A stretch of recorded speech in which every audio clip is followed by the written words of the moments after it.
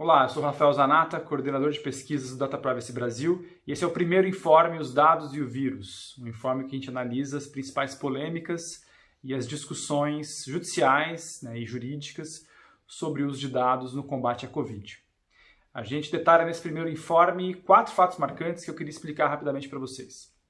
O primeiro é o recuo do governo federal, do Jair Bolsonaro, com relação a parcerias com empresas de telecomunicações para a produção de análises cartográficas, mapas de calor que seriam produzidos a partir de informações obtidas da movimentação das pessoas e dos seus dispositivos celulares.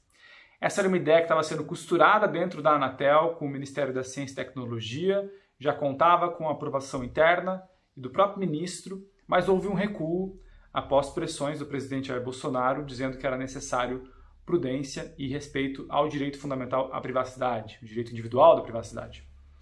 E nessa disputa de narrativas, o Ministério da Ciência e Tecnologia recuou e o governo federal abandonou esse projeto. A gente detalha como isso aconteceu e coloca os links importantes para você acompanhar esse caso. O segundo fato marcante são as ações judiciais em torno do CIMI, o Sistema de Inteligência e Monitoramento do Governo do Estado de São Paulo.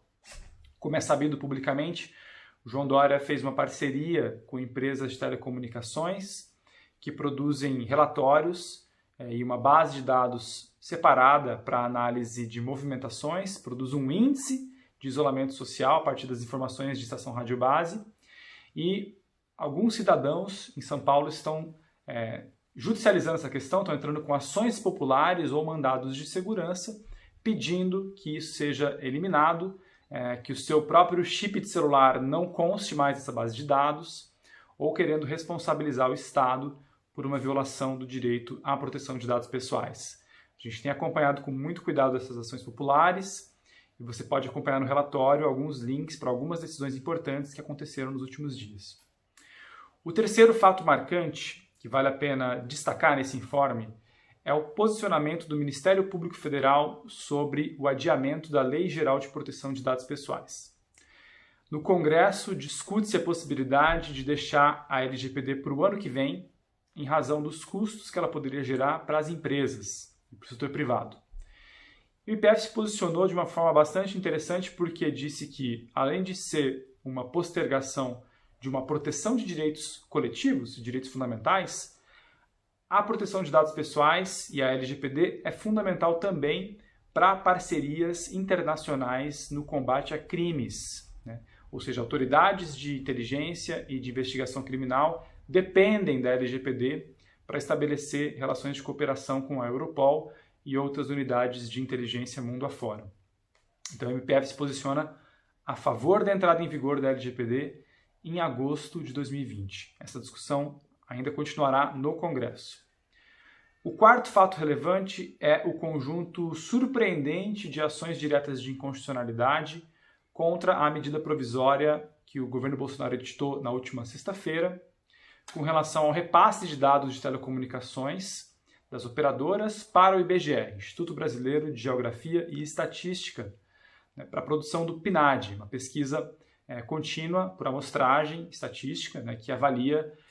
empregabilidade, nível de desemprego e outras informações fundamentais para políticas macroeconômicas. O IBGE é ligado ao Ministério da Economia. Esse foi um pedido do IBGE e do Ministério da Economia, que assinou a MP junto com o Bolsonaro. E no dia seguinte, na sexta-feira, a MP foi editada. Na segunda-feira, no próximo dia útil, já existiam 4 ações diretas de inconstitucionalidade que estão distribuídas com a ministra Rosa Weber, no STF,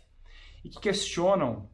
uma violação ao direito constitucional à proteção de dados pessoais, porque não há finalidade específica, porque não há demonstração de necessidade, não há técnicas de minimização de dados e porque há riscos de não fiscalização em caso de outros órgãos da administração pública utilizarem essas informações que são bastante pessoais, são nome, endereço e o número do celular que o IBGE quer ter acesso para poder fazer a pesquisa